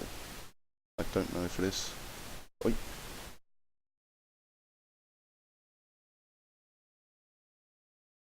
We don't really need to be doing a lot of prograde burning. It is mostly normal. And 225, 26, 7, 8, 231. So if I burn here, if I burn in 21 minutes, and just fire off all of it, we should get an impact. That makes me happy. Makes me very happy. We are connected now. I need to check here. Let's hit backspace, go back to zoom into vessel. Yes, there will be plenty and plenty of connections points here, which is what I want. And hopefully we won't be burning too much fuel on it. And let's see, when will we get the moon encounter? That will be 4 days from now. We should have enough. What? You say moon escape? I'm not going to get an escape. I'm going to impact it. Yes, I am. I'll just recheck focus view. And yes, that's definitely an impact. There's no escaping that. Okay, but I'm so far pretty happy about this. And which means that we're just gonna, yeah, let's go back. Let's warp to the maneuver node.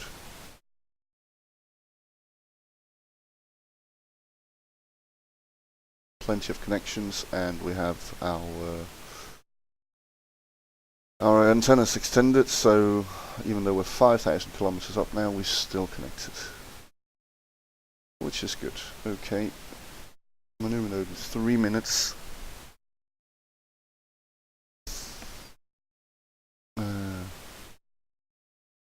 Yeah, smart ASS off for now.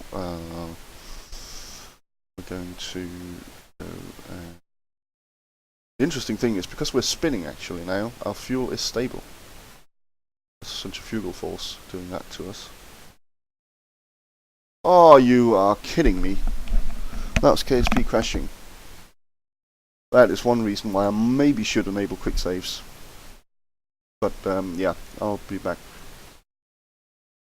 Okay, after quite some pruning of things and fiddling around, I seriously hope I have it in here. I just don't know where my spacecraft is, if it's past the maneuver node and we have to go and set it all up again, or what we have to do.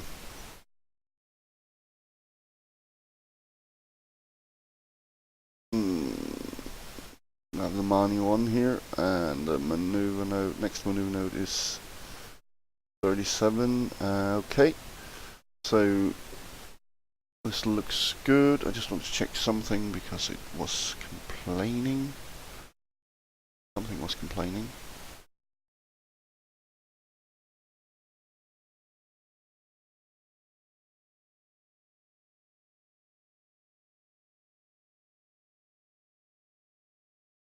Kerbal construction time complained that I'd been pruning too much and Mani 2 was lacking a decoupler, but that's sorted now. Good.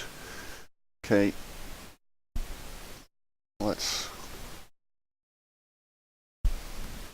hope that everything's good with Mani 1. Rabbit here.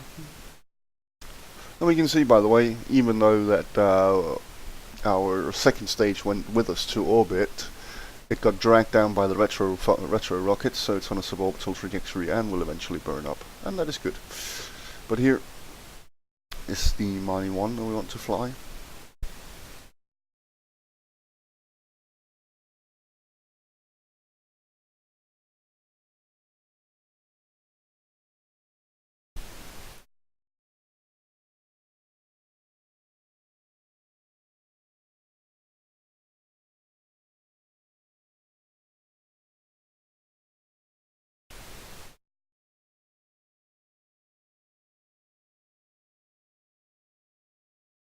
I hope it's the right maneuver node, the one we set up to basically use all our remaining fuel to smash into the moon. No, it's not. 96 meters per second in 37 minutes.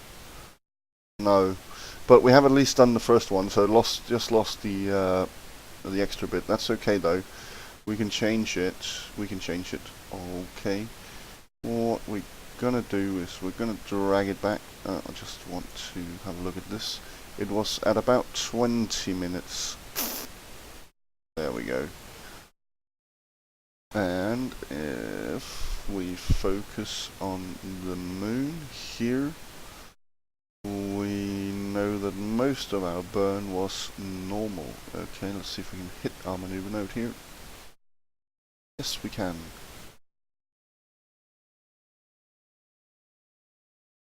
No, not that way. Well, no.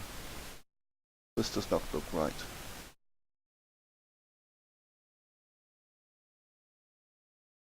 Perhaps we had to, yes, had to fiddle around with that.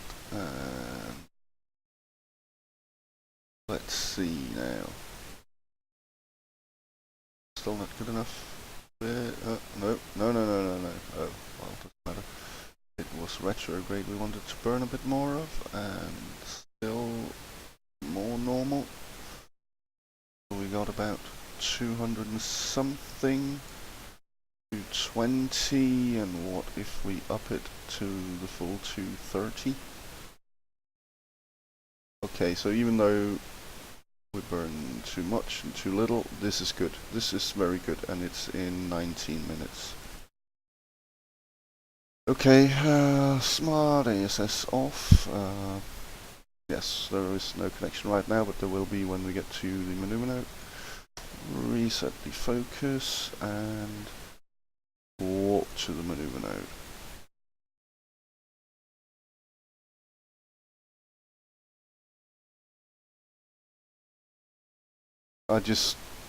For a second there I was concerned that we hadn't activated the antenna. But we had, which is good. Okay, let's time warp a bit further forward. It's a 2-second burn time, so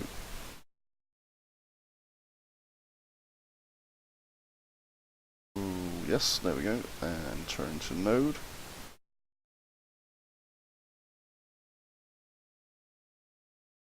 Which instantly stabilizes the fuel. But I'm still going to use the RCS. Give us a bit of a kick here, there we go, and light the engine.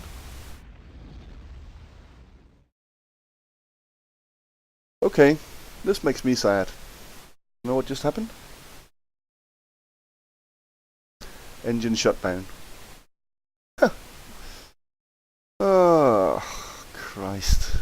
Okay, so we're not going to go to the moon here because our engine shut down and we honestly don't have enough RCS to make up for that, but we're going to burn all of our RCS and we're just going to see. This is going to take forever to burn through. McJeb can't tell us how much delta V we have on the RCS because of that does not work with real fuels.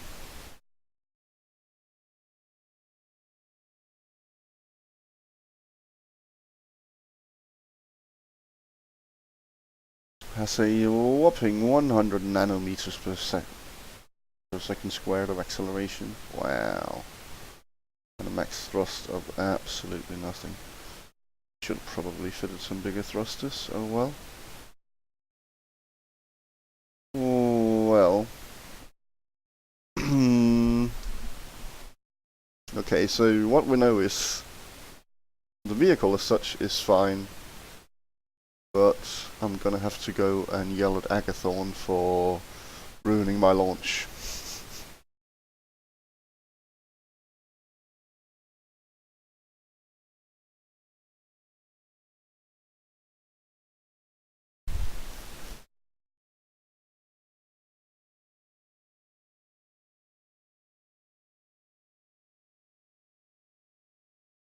Oh well. How many data units do we have? Not a lot. It didn't even really have I don't think it managed to burn anything really before it shut down. But it does have an increased chance of shutting down when you start it and for the first few seconds thereafter. Or not for shutting down, but for any test flight failure. Oh well.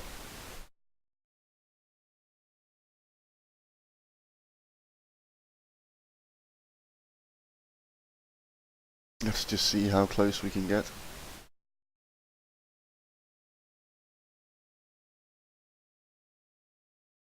Oh well, we'll at least get some science high above the Earth. Which is, of course, lovely, lovely. I'm just gonna see one thing here, which is what is our periapsis. It will be 243 kilometers. So basically what we have here is space junk, which is annoying. We have nothing but space junk here. No, because in 3 days' time our battery will be drained and we won't be able to use the RCS, whatever little we have of it, to drop our periapsis. Because we won't be able to control it, because we'll have no battery. So, let's just burn the rest of the RCS. I was just holding off on it in case we could do something, but we can't. Nope.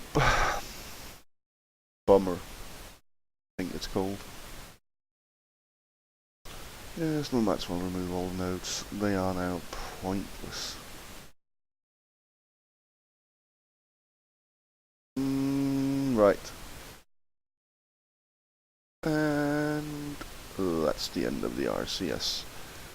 We are going to decouple it, just because I want to have enough. I don't know how long it'll take before we get to above 36,000 kilometers, roughly, which is where it's the edge. Well, should be probably around here, maybe. A couple of hours, so it doesn't really matter. But just in case, I'm going to ditch the lower stage. Yeah. Oh, and of course it's stuck because of these, and oh, and it managed to get out. That's good. Yes, that's the thing we need to change on the Mani 3 that we're going to build. But for now, we're just going to go back to the Space Center.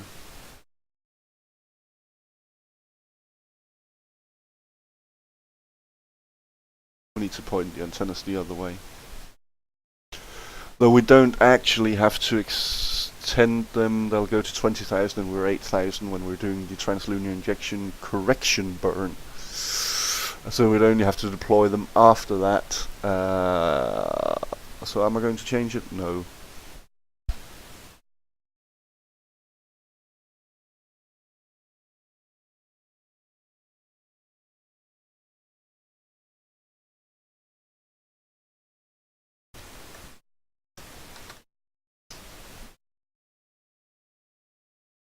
Let's just build it again as it is,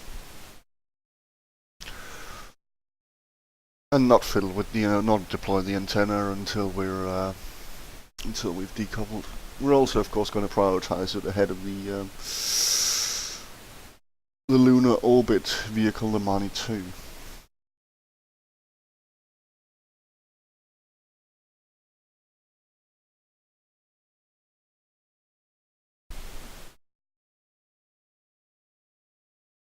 So let's take the Mani 1.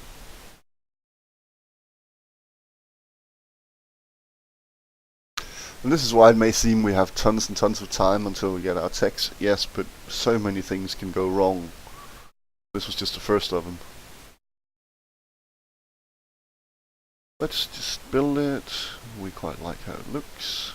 So build, build, build. Exit.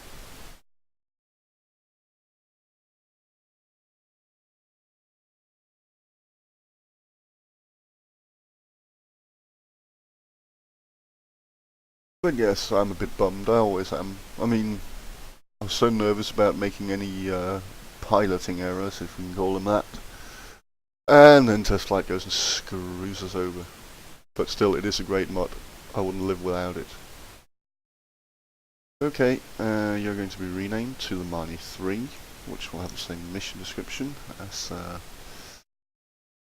Mani 1. And it'll just be 18 days. It's fortunately a fast one to build. All our messages disappeared, but we did get some money back from various stages. And no, we don't need those.